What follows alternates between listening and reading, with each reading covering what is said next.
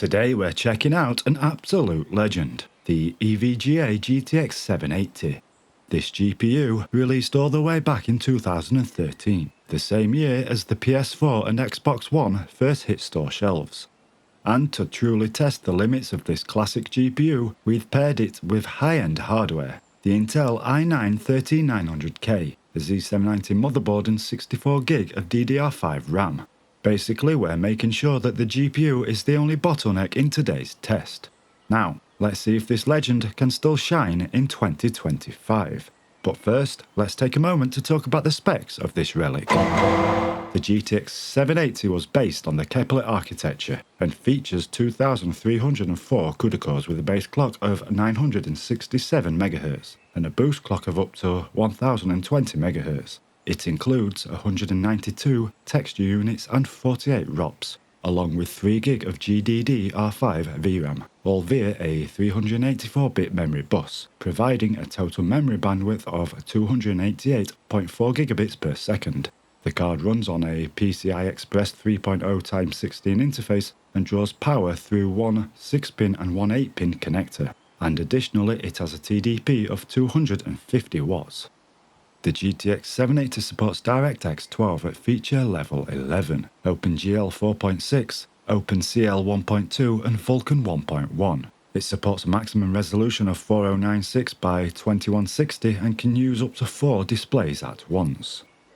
For display connectivity, it features 2 DVI ports, 1 HDMI port and 1 display port. Now it's time to see what this card can actually do in a few games, but before we do, here's a quick message from our sponsor. The online marketplace for CD keys and software. G2A.com, where you can find discounts on all the keys you need. The first game is Assassin's Creed Rogue, running at 1440p on very high settings, with motion blur disabled and TAA enabled.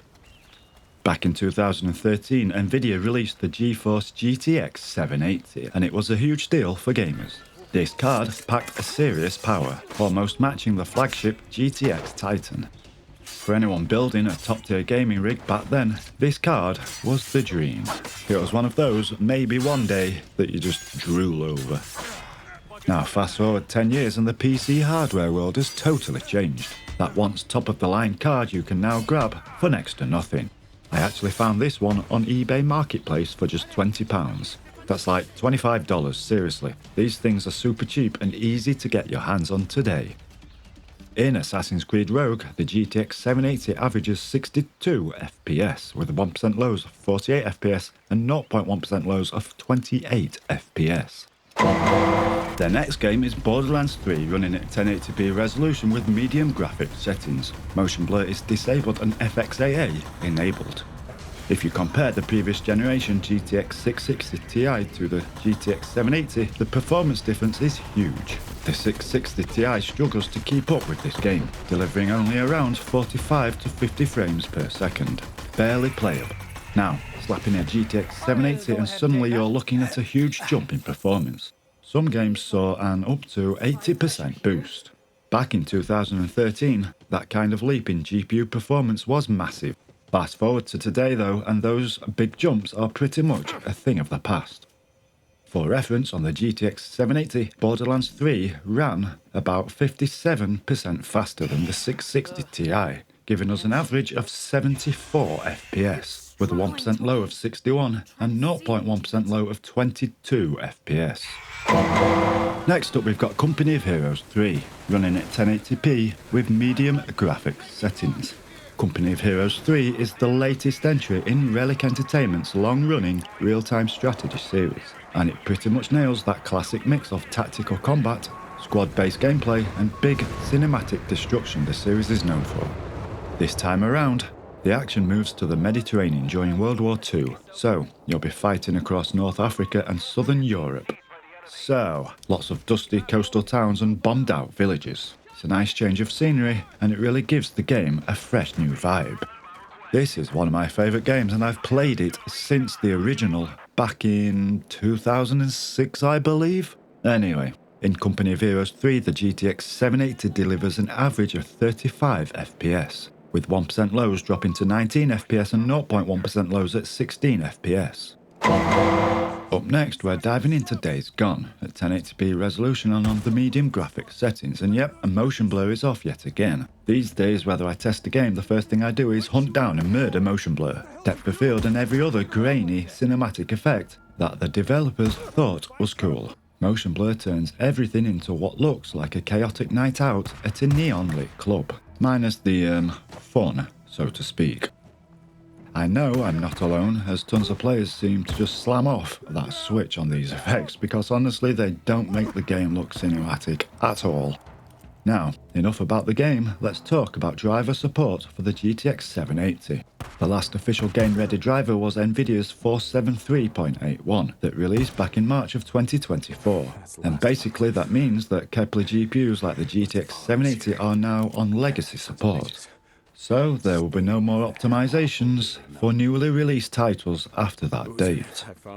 In Days Gone, the GTX 780 achieves an average of 55 FPS, with a 1% low of 45 FPS and a 0.1% low of 38 FPS. Next, we're checking out Deus Ex Mankind Divided at 1080p with high graphics. Motion blur and depth of field are off and TAA is switched on. This is one of my all-time favourite stealth games, developed by Eidos Montreal and released in 2016. It still looks amazing nearly a decade later. The GTX 780 still holds up well for its age. In terms of raw performance, it's roughly comparable to a GTX 970 or the 3GB version of the GTX 1060, though the exact results may really depend on the game you're playing. You can comfortably run plenty of decent titles at 1080p on medium to high settings, and older or less demanding games can even manage 1440p. For the more demanding stuff I would not bother, but on the whole the GTX 780 continues to deliver solid performance in 2025. With the GTX 780, Deus Ex Mankind Divided achieves an average of 61 FPS, a 1% low of 49 FPS and a 0.1% low of 33 FPS. Next up is Fallout 4 running on the updated Steam version at 720p resolution, with motion blur disabled and depth of field set to bokeh. The GTX 780 is a bit of a classic, but let's be honest, it does have its limitations. For one, it only supports a DirectX 12 at feature level 11. What does that mean? Well, some modern games might not run properly, and certain effects could be completely missing. So if you're not hoping to play the latest titles looking their absolute best, then this card might hold you back. Another big one is ray tracing. The GTX 780 doesn't have it.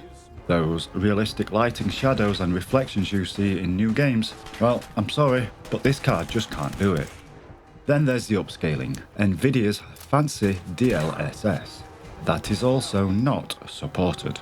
That means if you want to boost performance by upscaling, you're stuck with the in-game options, or third-party tools like lossless scaling. They do work, but not quite the same experience as DLSS. In Fallout 4, the GTX 780 achieves an average of 50 FPS, with a 1% low of 33 FPS and 0.1% low of 25 FPS. Next up, we've got Far Cry 5 running at 1080p resolution and using the Ultra Graphics preset, with HD textures enabled, motion blur switched off and TAA on. Where the GTX 780 really shines these days is in media tasks. You can still use it in a home server, and thanks to NVIDIA's codec support it can handle hardware-accelerated video decoding and encoding, though only with old formats like H.264. But with that said, it's perfect for running something like a Plex or Jellyfin server, where it can transcode multiple 1080p streams without breaking a sweat. It doesn't support the newer codecs, but if you're dealing with older video files it's absolutely spot on. So yeah, while the GTX 780 isn't a powerhouse anymore, it's far from useless in 2025.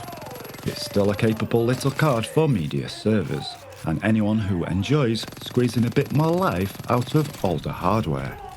In terms of performance, the GTX 780 achieves an average of 41 FPS, with 1% lows at 32 FPS and 0.1% lows at 22 FPS. The next game is Fortnite running at 1080p resolution on low settings with motion blur disabled and TAA enabled for anti-aliasing. Additionally, the game is using the DirectX 11 API.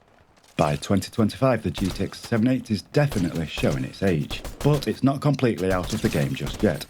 Sure, it's miles behind the latest graphics cards and it won't handle modern AAA titles, but it still has a few surprises up its sleeve.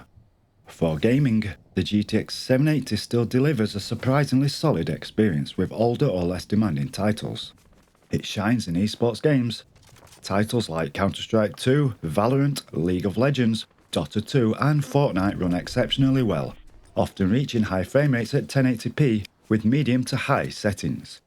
Now, if you focus on competitive gaming, then this card handles them with ease. It's an excellent pick for a budget setup, a backup PC or a dedicated esports or retro gaming system. In Fortnite, the GTX 780 delivers an average of 149 FPS, with a 1% low of 86 FPS and a 0.1% low of 23 FPS. Next up is Hitman 3, running at 1080p on the medium settings with motion blur switched off. Released on January 20th, 2021, Hitman 3 wrapped up the World of Assassination trilogy in the best way possible. Made by IO Interactive, the Danish studio known for its clever level design and dark humour, this game is basically one big murder sandbox. Every disguise, gadget and random object can be turned into a weapon of chaos. The devs really went all in on player freedom this time, letting you take out targets however you want. Normally, Hitman is all about stealth and precision, but not for me. I decided to ditch the silent assassin act and go full chaos mode. Sod stealth. My version of sophistication is knocking out everyone in sight until there's literally no one left to see what I've done.